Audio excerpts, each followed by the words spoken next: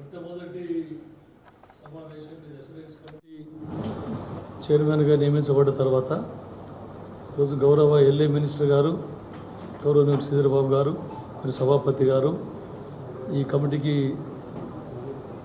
రావడం జరిగింది.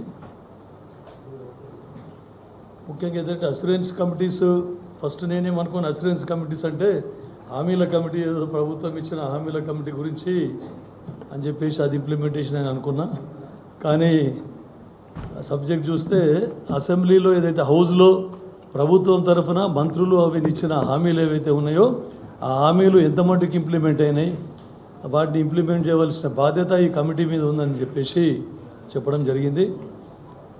ఎందుకంటే ఫస్ట్ దీని చాలా ఇంపార్టెంట్ కమిటీ ఇది.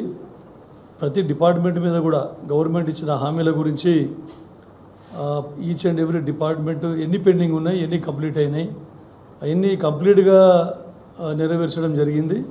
తర్వాత ఇంకా ఎన్ని పెండింగ్లో ఉన్నాయి, పెండింగ్లో ఉన్న వాటిని ఎట్లా ఇంప్లిమెంట్ చేయాలి అని చెప్పేసి కమిటీ సభ్యులమందరం కలిసి అధికారుల సహకారంతోనే దీన్ని రివ్యూ చేయవలసిన అవసరం ఉంది. సో నాకు ఇచ్చిన దీని ప్రకారం ఈరోజు మనకు తెలంగాణ ఏర్పడిన తర్వాత ఇది 3వ అసెంబ్లీ మనకి. సో ఇప్పటి వరకు యాజ్ ఆన్ టుడే మనకు పంపించినవి ఏంటంటే మనకి అసిస్టెన్స్ ఇచ్చినవి 2266. సో దాంట్లో ఇప్పటి వరకు కంప్లీట్ చేసినవి 1092.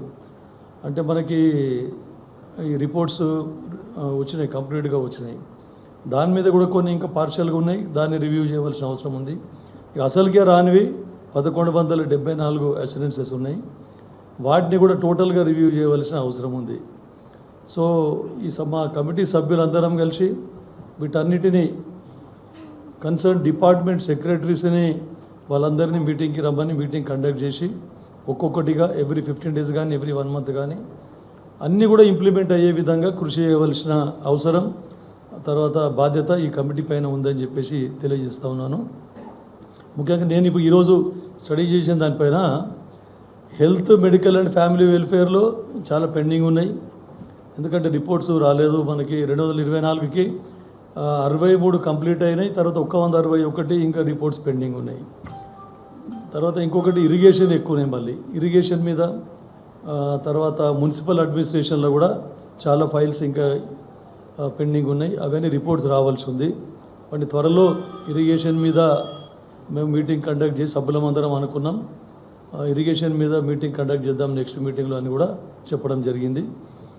ఇంకా ఈరోజు ఫుల్ ప్లేట్గా సభ్యులందరూ హాజరు కాలేదు, ఇంకా కొంతమంది యూఎస్ పోవడం జరిగింది. వాళ్ళందరూ కూడా వచ్చిన తర్వాత మళ్ళీ తొందరగా అతి త్వరలోనే ఇంకొక మీటింగ్ కండక్ట్ చేసుకుంటా ఉన్నామని చెప్పేసి. తర్వాత ఇంకొకటి ఏంటంటే ప్రభుత్వానికి ఇంత ఇంప్లిమెంట్ చేస్తూ ఉన్నామని అన్ని కమిటీస్ ఇచ్చిన హామీలలో ఇంచుమించు 80% కూడా కంప్లీట్ టోటల్గా ఇంప్లిమెంట్ చేయడం జరిగింది. ఇంకా కొన్ని ఏవైతే ఉన్నాయో వాటిని కూడా ఇంకా ఇంప్లిమెంట్ చేసే విధంగా ప్రయత్నిస్తాం. ఇంకోటి ప్రభుత్వానికి మంచి పేరు రావాలి, ఇవన్నీ మా ప్రభుత్వం ఏవైతే చేస్తూ ఉన్నదో ఇవన్నీ టోటల్గా ఇంప్లిమెంట్ చేసినామో అని చెప్పేసి ప్రజలకు తీసుకుపోవాల్సిన బాధ్యత కూడా మా అందరి మీద ఉంది. అదొకటే కాకుండా ఎల్ఏ మినిస్టర్ గారి సూచనల మేరకు ఎక్కడైతే ఈ హామీల కమిటీ ఎక్కడైతే ఉందో వివిధ రాష్ట్రాలలో ఇచ్చిన హామీలు ఎట్లా అమలవుతూ ఉన్నాయి అని చెప్పేసి దాన్ని కూడా ఒక స్టడీ టూర్ లాగా కండక్ట్ చేసుకొని ఎక్కడెక్కడ మంచిగా ఇంప్లిమెంట్ మంచి జరుగుతూ ఉందో, ఎక్కడెక్కడ మనకు కావాల్సిన సబ్జెక్ట్ ఎక్కడ ఉంటే అక్కడ నుంచి తీసుకొని మళ్ళీ మన దగ్గర కూడా ఇంప్లిమెంట్ చేసే విధంగా కృషి చేయాలి. స్టడీ టూర్స్ కూడా కండక్ట్ చేసుకునే విధంగా చూడాలని చెప్పేసి ఎల్ఏ మినిస్టర్ గారు సభాపతి ద్వారా మాకు ఆదేశించడం జరిగింది. కాబట్టి దాని మీద కూడా మా సభ్యులందరితో డిస్కస్ చేసి, అదొకటే కాకుండా ఇతర రాష్ట్రాలే కాకుండా మన దగ్గర కూడా ఎక్కడైతే ఫీల్డ్ స్టడీ కూడా వెళ్ళి ఏవైతే ఎందుకు ఇంప్లిమెంట్ కాలేదు, ఇవి గవర్నమెంట్ ఇచ్చిన అష్యూరెన్సెస్ ఎందుకు ఇంప్లిమెంట్ కాలేదు అని చెప్పేసి గ్రౌండ్ లెవెల్ పోయి కూడా అధికారులతోని అక్కడ చర్చించి వాటిని త్వరలో ఇంప్లిమెంట్ అయ్యే విధంగా మేమందరం కలిసి కృషి చేస్తామని చెప్పేసి తెలియజేసుకుంటా ఉన్నాం.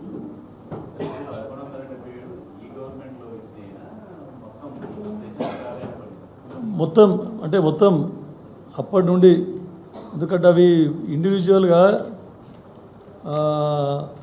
ఫస్ట్ అసెంబ్లీ, సెకండ్ అసెంబ్లీ ఈ రెండు కలిసి వాళ్ళ పెండింగ్ గత ప్రభుత్వంలో పెండింగ్ ఉన్నవి ఏంటంటే సుమారు 391 366 అంటే 750 పాతవి.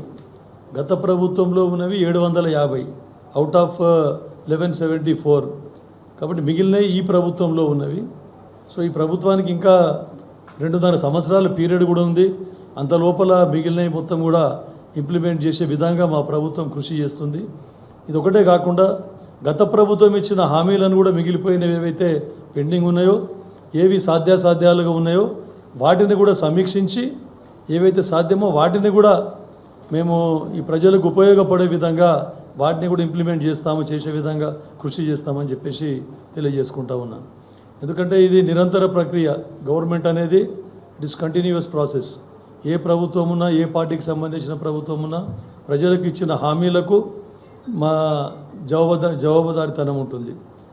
దాని ద్వారానే ఈ కమిటీ గతంలో ఇచ్చిన హామీలు, తర్వాత ఈ ప్రభుత్వంలో ఇచ్చిన హామీలు అవన్నింటినీ కూడా పూర్తి స్థాయిలో ఇంప్లిమెంట్ చేసే విధంగా కృషి చేస్తుందని చెప్పేసి తెలియజేసుకుంటా ఉన్నాను.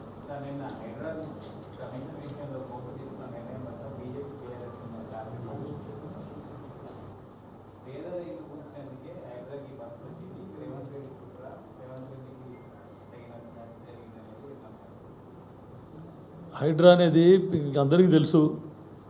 అసెంబ్లీలో చట్టం పాస్ చేసి ఏదైతే భూ ఆక్రమణదారులు వాళ్ళందరినీ కూడా భూ ఆక్రమణలు నిషేధించే విధంగా, ప్రివెంట్ చేసే విధంగా దాన్ని చట్టం తీసుకురావడం జరిగింది. చాలా మటుకు ఈ హైడ్రా వచ్చిన తర్వాత మీరు అందరూ గమనిస్తూ ఉన్నారు. ఎన్నో వేల కోట్ల రూపాయలు విలువ చేసే ఆస్తులు వాళ్ళందరినీ కూడా ఆక్రమించుకొని, కొంతమంది రియల్ ఎస్టేట్ దందాలు చేసి ఆ బిల్డింగ్స్ కట్టుకొని ప్రజల ఆస్తిని దోసుకునే విధంగా కృషి చేసిండ్రు. వాటిని నిషేధించాలనే ఉద్దేశంతో ఎక్కడో చిన్న చితక ఎక్కడన్నా పొరపాటు జరిగిండొచ్చు అంతే తప్ప ఎక్కువ మటుకు చాలామంది మీరే చూస్తూ ఉన్నారు. మీరు ఎందుకంటే మీడియా మిత్రులకు కూడా బాగా తెలుసు, చాలా చోట్ల ఆక్రమణకు గురైన భూములన్నీ కూడా ప్రభుత్వము తిరిగి చేపట్టడం జరిగింది.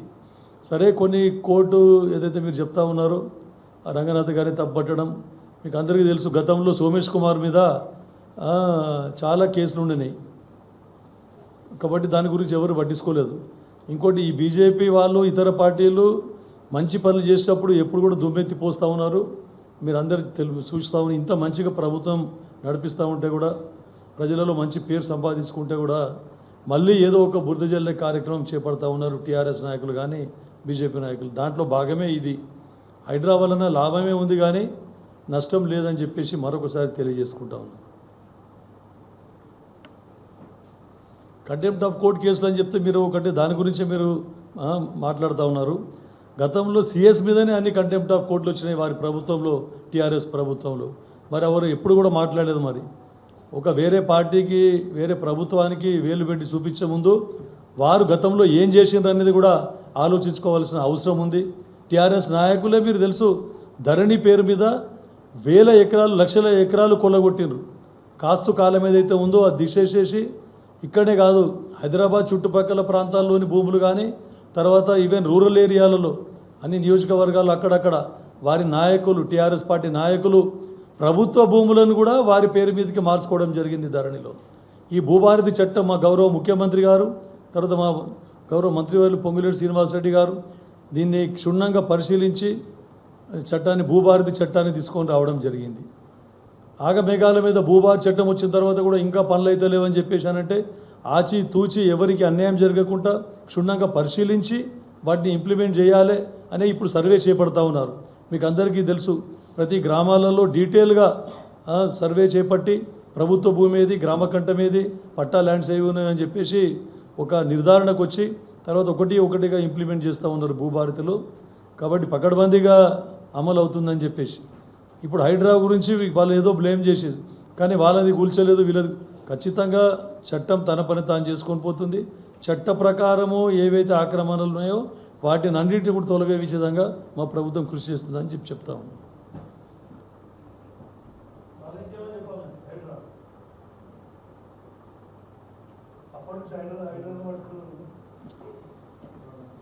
జరిగింది 10 మంది ఎమ్మెల్యేలతోని